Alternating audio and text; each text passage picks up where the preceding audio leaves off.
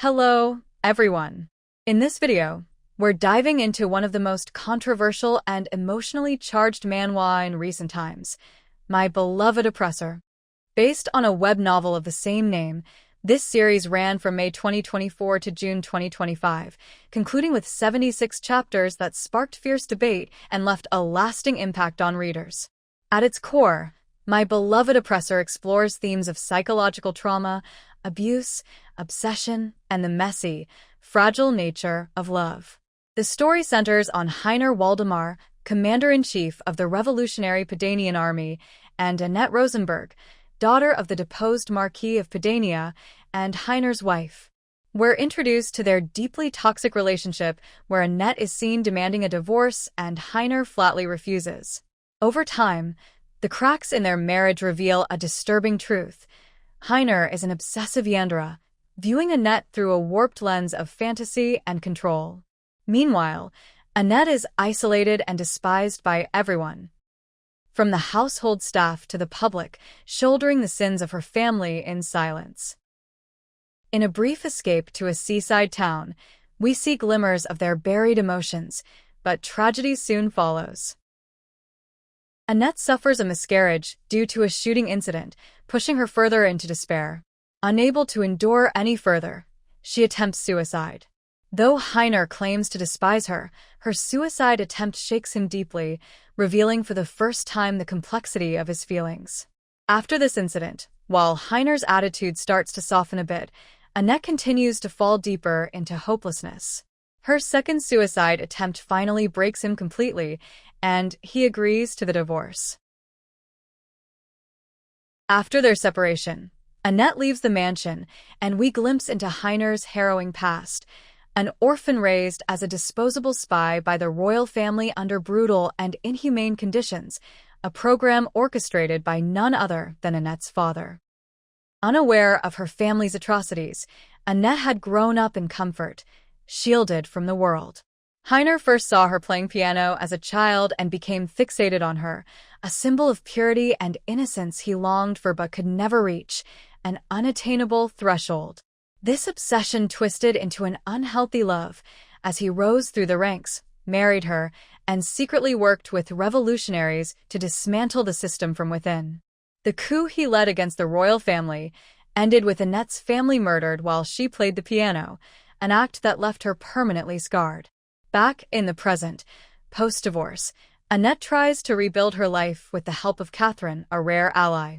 When war erupts between Pedania and royalist-backed nations, Annette joins the front lines as a nurse, seeking purpose and redemption. Heiner, still watching from afar through Catherine, initially protests her decision but ultimately steps back at Catherine's insistence. During her service, Annette finds strength and begins to heal.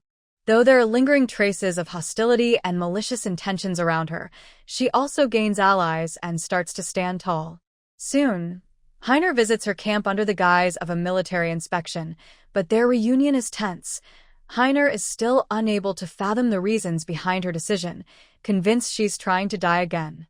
Annette firmly rejects Heiner's interference, holds her ground, and for the first time, Heiner begins to see the real Annette, not the fantasy he had built. However, the extreme stress and overwork eventually leads to Annette collapsing from exhaustion. Heiner takes her in, and during her recovery, they finally begin to speak honestly. He begs her to move to a safer camp, promising not to interfere again. Annette, too, finds a way to help, using her music training to decode an enemy signal and prevent a disaster that could have caused a major harm to the Pedanian army. On her way to the new camp, Annette is captured by enemy forces. There, she meets a former comrade of Heiner's from his training days, who reveals haunting details of Heiner's past that Annette never knew. This marks a turning point. Annette realizes that she, too, never tried to understand Heiner beyond her assumptions. Their relationship had always lacked mutual understanding. Both were drowning in pain, guilt, and silence. As the understanding of her privilege and the sacrifices of the countless lives it was based on dawns on her, she begins to reassess everything in a new light. When Heiner learns of her capture, he throws himself into rescuing her, driven by guilt and love. During the mission, he's shot. As he lies wounded, all he can think about is Annette's safety. After she's rescued, in a heart-wrenching scene, they share a vulnerable, emotional conversation for the first time. In a moment of pure honesty, Heiner reveals the scars of his past. Two shattered people beginning the long road to forgiveness and self-awareness. Annette eventually leaves the medical corps and decides to settle in a coastal town to start over. As her train departs, Heiner runs after it, confessing his feelings. Annette, smiling for the first time in ages, says she'll write to him. She first visits Catherine, only to learn of her death in an air raid. After a brief mourning period, she continues to the seaside town and begins to rebuild her life. Nearly a year later, with the war over and Pedania stabilizing under an anti-war alliance led by Heiner, he finally goes to visit her. But he finds her with Ryan, a kind soldier she met during the war. Seeing her happy and at peace, Heiner silently leaves, placing a bouquet of hydrangeas at her door, the same flowers reminiscent of their youth. Annette finds them and remembers a moment from long ago, a bouquet of hydrangeas left at her piano window by someone she never knew. Realizing it was Heiner, she runs after him. They reunite under a golden sunset. No declarations of love, no bold promises, just a quiet, mutual recognition of each other's truths. In the epilogue, Heiner visits her again a year later and hears her playing piano for the first time since the coup. Annette tells him about the piece, titled, My Beloved Oppressor.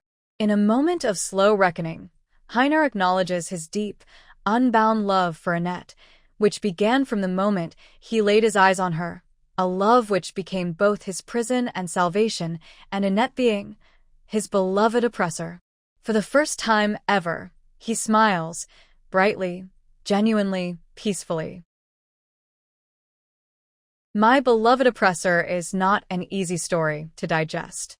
Many readers argue Heiner doesn't deserve a second chance, and that Annette's pain should not be romanticized.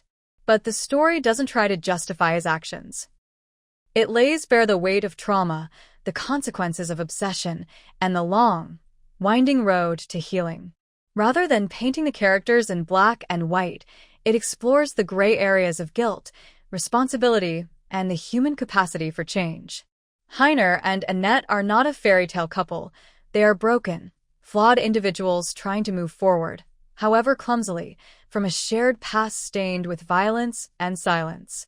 Whether they should be together is beside the point. The real question the story asks is, can they learn to forgive themselves? Can they live beyond the ghosts of who they once were? Let me know your thoughts in the comments. Do you think Heiner deserved redemption? Or was their ending too generous and indulgent? Let's talk.